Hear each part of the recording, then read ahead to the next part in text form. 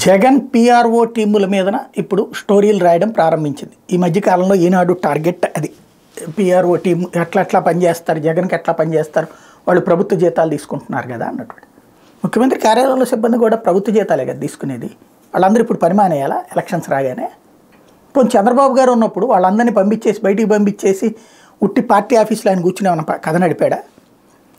నైతికత అనేటువంటిది పక్కన పెట్టేసేసి కథలు నడపడం అన్నటువంటిది ఈనాడికే చెల్లింది. అంటే చదువుకున్న వాళ్ళల్లో ఒక ఫీలింగ్, చర్చ జరుగుతుంది చదువుకున్న వాళ్ళలో, ఇదేంటి అన్నది. ఆ చర్చ క్రియేట్ చేయడమే ఇప్పుడు ఈనాడు ముందు ఉన్నటువంటి ఉద్దేశం. అయితే ఈనాడు పిఆర్ఓ దగ్గర నుంచి, అదే ఇప్పుడు పనిచేస్తున్నటువంటి సీఎం పిఆర్ఓ దగ్గర నుంచి వాళ్ళ పిఆర్ టీంలో ఉన్నవాళ్ళు 300 మంది ఈనాడు నుంచి వచ్చిన వాళ్ళే, ఈనాడులో నేర్చుకున్న వాళ్ళే. మరి వాళ్ళు ఎట్టా తప్పు అవుతారు?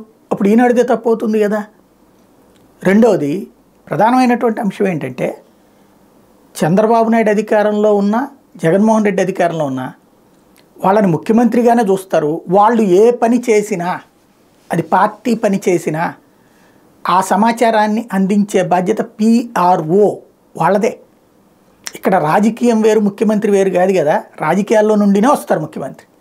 కాబట్టి దీన్ని కలగాపొలగం చేసేసి ఏదేదేదో గందరగోళం చేసేసి విద్యావంతులను మోసం చేసేటటువంటి ప్రక్రియ ప్రస్తుతం ఈనాడు సాగిస్తున్నటువంటి ఒక అసుధారా వ్రతం అనమాట, అసిధారా వ్రతం.